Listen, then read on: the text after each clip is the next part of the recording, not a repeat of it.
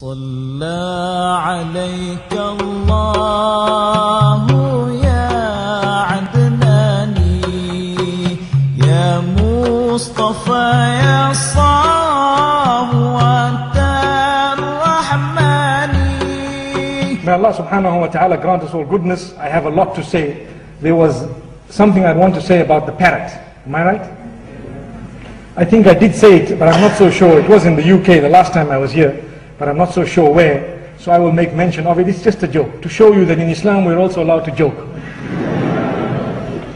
For as long as the joke is not about any race, not about any religion, no matter what, we're not allowed to draw a cartoon about even the Hindus or the idols, nothing. Allah says, لا تسبوا الذين يدعون من دون الله فيسبوا الله عدوا بغير علم. Don't ever mock at anyone worshipping gods and deities besides Allah. Those who are far astray, don't mock about their beliefs, never, because it will invite them to mock at your faith, at your expense, without knowledge. May Allah subhanahu wa ta'ala protect us. So, for as long as no religion, no race, it's just a light joke. May Allah subhanahu wa ta'ala grant us all goodness. And also we shouldn't be people who pick on others and so on. They say, or it is said, and this is a joke, that there was a parrot that could speak. And this joke, before I start, I must make mention, it's not against women, but it's against people who have pride in them, arrogance, haughtiness. According to us in Islam, even your surroundings can pick that up. Your surroundings bear witness for you or against you on the Day of Judgment. And these surroundings, amazingly, they pick up. They are either in harmony with you or against you. That's why you feel very claustrophobic sometimes and you feel very uneasy, maybe because your spirituality is not, for example, at peace with the surroundings. If a spiritual person was to enter a nightclub, they wouldn't feel easy there.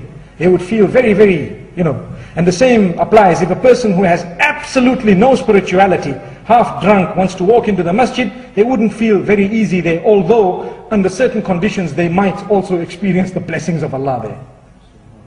So the parrot could speak, and it was for sale at the pet shop with a little window overseeing the pavement. And there was a lady walking with her friends, making a loud noise with her shoes down the aisle, lots of arrogance. Allah protect us.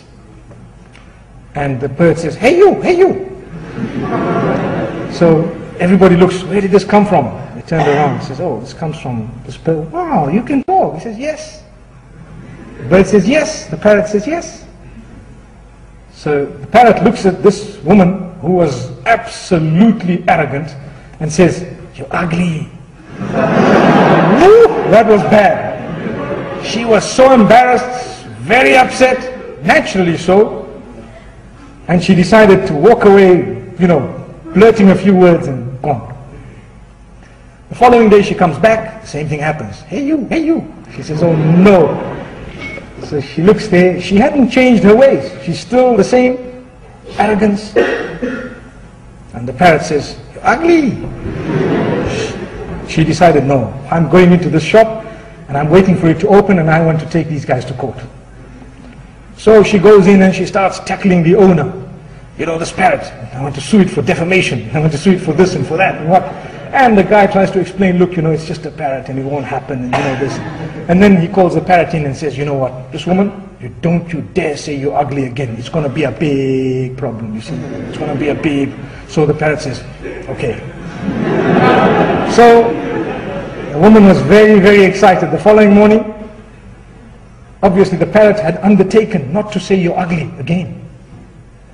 Following morning, the woman walks down, even more arrogance. Why? She's convinced that this parrot is now dead meat.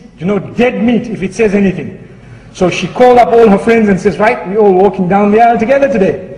Okay, that's fine, let's go. And she walks with lots of arrogance. She hadn't changed. All she needed to do is just calm down a little bit. And the parrot would have left her. And the parrot's looking very scared, shaking, sees her walking past, doesn't say anything. And then suddenly, as she crosses, the parrot says, hey you, hey you. She says, what? She looks back and says, what? The parrot says, you know.